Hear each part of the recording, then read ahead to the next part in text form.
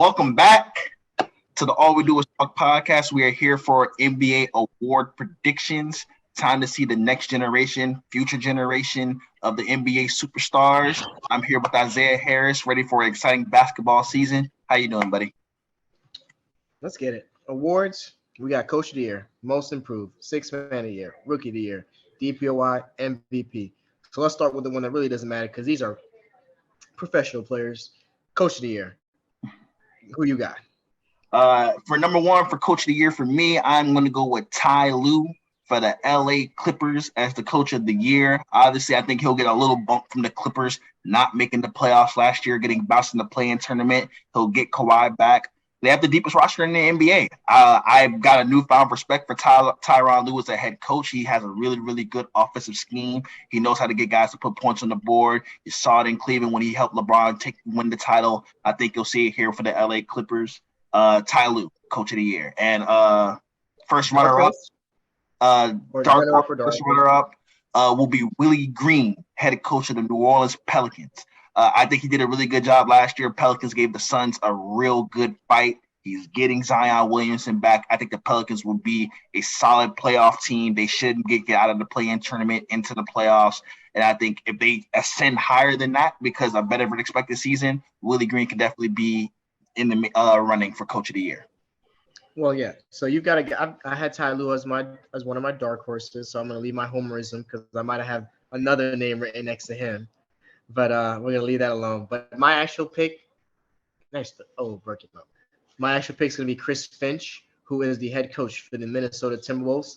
I think he will get that lineup between Cat and Gobert going, develop Anthony Edwards a year further, find out what to do with D'Angelo Russell, who might not fit the modern NBA as well as people think nowadays, and he'll get him in a high top 3 seed, and that'll be impressive because a lot of people are questioning how good this team will be. So I'll go with Chris Finch as my Coach of the Year. Kind of be like a who's the coach for the Grizzlies last year that won it? Taylor Jenkins. Yeah, Taylor Jenkins. So yeah, I think he'll be this year's Taylor Jenkins. So we can move on to Most Improved. I think I have 3 names written here. I'm pretty sure Moody will go with the guy that I have written, so I won't have to talk about him. Go ahead, Moody. All right, for my Most Improved Player of the Year, we'll see if we're on the same page, but you know my guy, Tyrese Halliburton for the Indiana Pacers. They're in the full-on tank job. He's going to be the number 1 point guard. He's going to be the number 1 playmaker for that basketball team. I think he's an easy 20-10. I think he's easy 20-10 this year. Draft him on your fantasy teams. He's going to be efficient. He's a knockdown shooter. I think in the moment, while now he could be on a team that doesn't have anybody stopping him from taking usage, I think Tyrese Halliburton is in for a huge year. Tyrese Halliburton as the most improved player. And Dark Horse, first runner-up. It almost shouldn't count, which is the reason why I didn't give him the winner. But Anthony Edwards. I think Anthony Edwards will launch himself from borderline all-star to NBA superstar. That's exactly what I'm expecting from him this year. It'll be a John Morant type of jump where, yeah, we already know this guy's good. There'll probably be someone else more deserving, but the best player from jump to jump will be Anthony Edwards as the first runner-up for the Most Improved Player Award. Because, yeah, nothing's more annoying than when Brandon Ingram and John Morant, top 2 picks in the NBA draft, become superstars. I thought you would have gone with Evan Mobley. I have him written down here. I thought he'd be for sure one of your picks. But my pick for most improved player is going to be Josh Giddey for the reasons Moody listed for Tyrese Halliburton. He's going to be the straw that stirs the drink in OKC. Watch out for the SGA trade. Or maybe him learning how to play well with SGH because that is possible. Josh Giddey could be a poor man's Luka Doncic. He's a oversized combo guard with great passing ability, great rebounding ability, great scoring ability. Murdered Moody's Los Angeles Lakers like consistently last year. I think he had a triple-double in like 30 minutes or something. Him and Shea had multiple triple-doubles multiple times. They were doing the job, no doubt about it. It's a shame we won't get to see him with Chet because he looked amazing with Chet in Summer League. My team was Victor. But yeah, look great. Josh Giddey looked great. And my dark horse runner-up is actually Desmond Baines, who I think has the potential to go from being He's back-to-back Great winnings. great role player to all-star caliber role player, a Chris Middleton type of jump. So let's move on to an award that I think is pretty easy. I have bold picks here, but six man of the year, I went chalk. I mean, I think Tyler Hero is literally the only good six man in the NBA that matters. He's runaway favorite.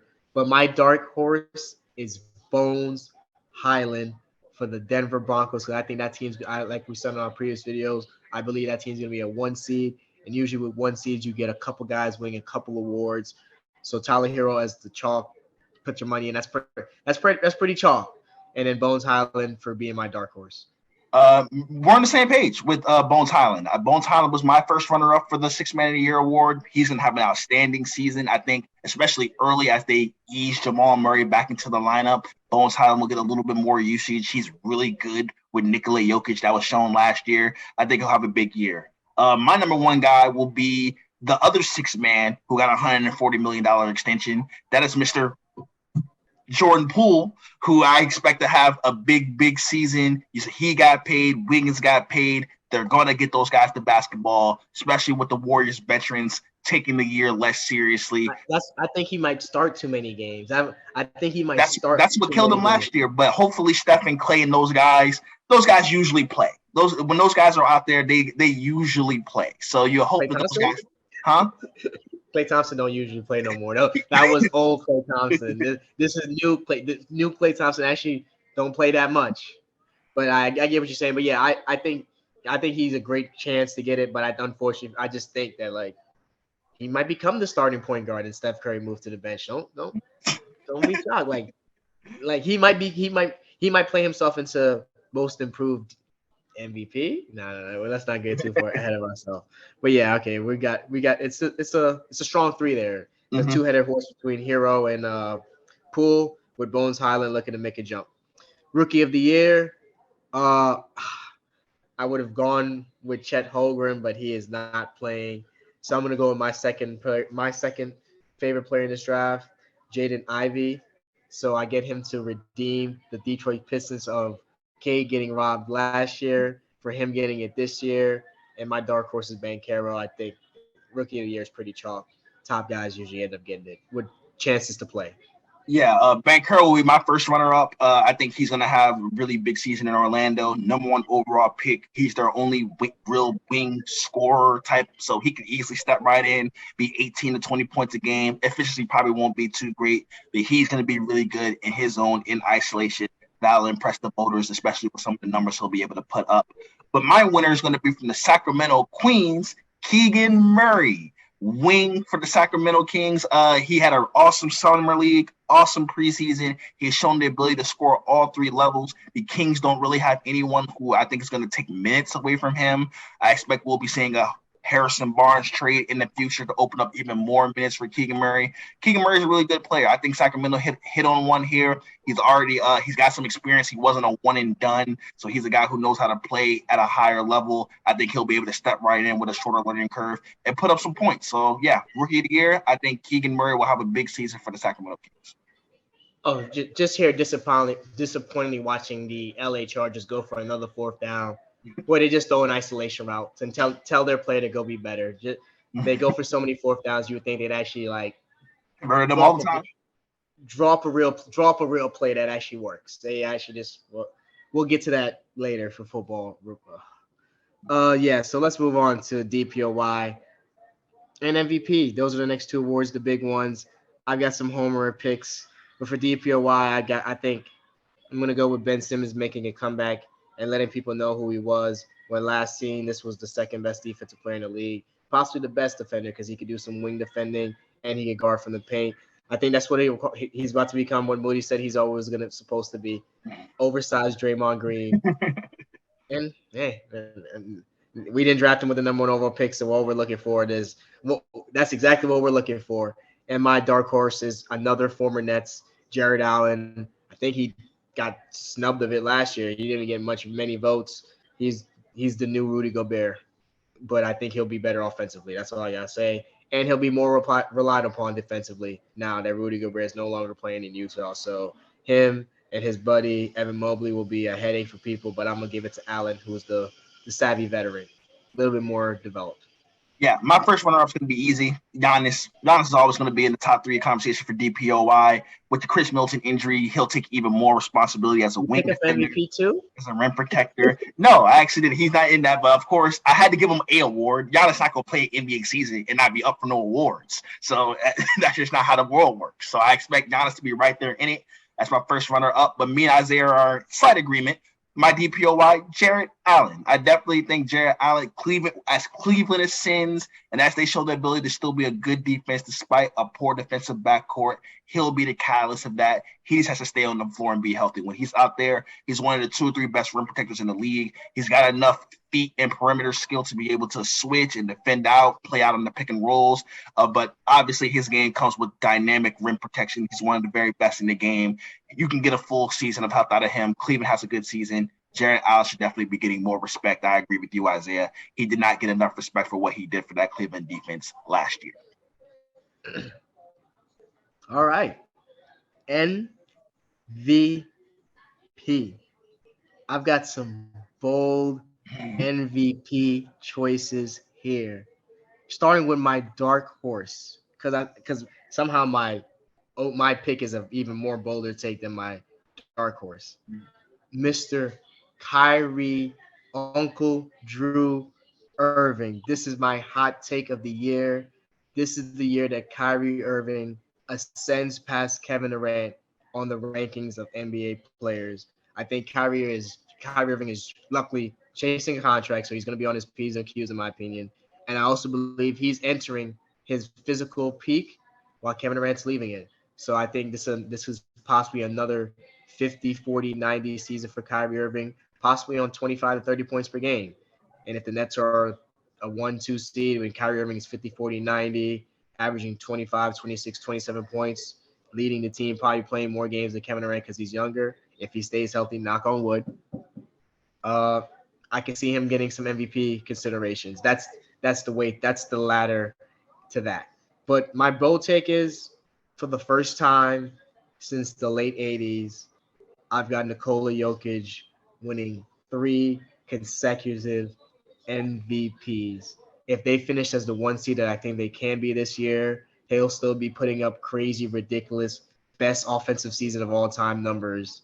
And this year he has Jamal Murray and MPJ and Bruce Brown. He's going to do it with actually good players this year. He's going to get to play with actual good players. Hopefully, knock on wood, I'd like to see a healthy Jamal Murray, healthy Michael Porter Jr., healthy Bruce Brown. But I'm going to go, for the first time since the late 80s, the great Larry Bird, a player who kind of plays like Larry Bird nowadays, Nikola Jokic, to win 3 straight MVPs. Well, I'm glad because I think this is the first time that we don't have any of the same names on the list. So it's a lot of guys. It's a lot of guys. A lot of options. My MVP runner-up will be Mr. Luka Doncic. If the Mavericks are going to be good this year, it's going to be because Luka Doncic had an all-world, unbelievable, as I said, Nikola Jokic, greatest offensive season of all time type of year. He's really got no real significant help around him to take usage away. If Luka's really into that mode, that LeBron James, I can carry whatever to wherever, then he should be 30, 10, 10, just automatically carrying the team. If he puts that up and the Mavs are a top 4 seed, he could easily win it. But my MVP this year will be Mr. Ja Morant for the Memphis Grizzlies. He made the first jump. Now he's made the jump to All-Star, most improved player. Now it is time for him to make the jump to MVP. Derrick Rose MVP. The Jaren Jackson Jr. injury sets the stage for him. He has to go out there. They carried the torch without him last year. Now he has to carry the torch without some of his others this year. Explosive season last year. He's gotten better every single year. I think this year will be his most efficient scoring year in terms of the 3-point line, in terms of the free throw line. Ja Morant stays healthy, the numbers are going to be ridiculous. The Memphis Grizzlies will be one of the top seeds in the Western Conference. And I think the fanship, I think people love Ja Morant. They love the attitude. They love the grit and grind of the Memphis Grizzlies. I think the narrative can really get behind Ja Morant here to lead with the MVP. He's my top choice. Okay. Bold. Hopefully we hit on one of these because we picked 4 good quality contestants. But remember to stay tuned. We've got Christian's award predictions coming up at the end of this video. But other than that, remember to like, comment, subscribe, share, interact. 5 tools. NBA season is here. So now we've got football, baseball, basketball. Still doing soccer. Eric's still covering some college football. I picked Tennessee this previous week. But let's get it. We'll be back for the big list of them all next time. We have NBA coming up around the corner. So to get started, I'll be sharing my predictions for the NBA awards. So starting off, Coach of the Year, I have Eric Spoelstra, coach of Miami Heat, the Miami Heat as my prediction. I mainly chose him because just with a young core such as Miami Heat, they're able to reach playoffs, and especially with the leadership of Jimmy Butler, it's shown that, in addition to Jimmy on that team, that they are capable of being a contender, and, with a well-coached game plan, they'll be able to make it far. Unfortunately, the East is a bloodbath battle for that championship, so we'll see how far they get this upcoming season, but super excited to watch them. For my second prediction, most improved player, I have Anthony Simons, a guard from Portland Trailblazers. Unfortunately, he left the season, or the end of last season, with a knee injury. But, hopefully over summer rehabilitation, come back stronger than ever. We were seeing glimpses of him really improving over his past, I believe he got drafted in 2018, but, with a veteran like Damian Lillard on his side, and just learning that basketball IQ over time, I've definitely seen a change in his game, and hopefully provide, assistance to that team winning, just because Damian Lillard needs a buddy on the team. But moving forward, my rookie of the year prediction, I have Jabari Smith Jr.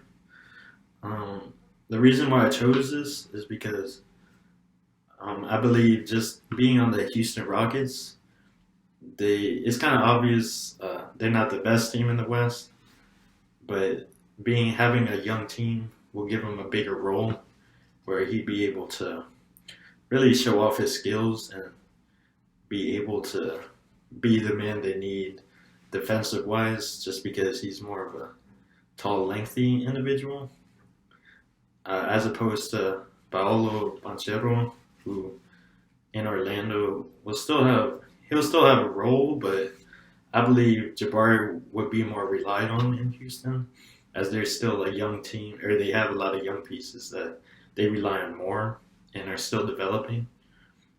So moving forward, for my sixth man of the year, I would say Jordan Poole from Golden State Warriors.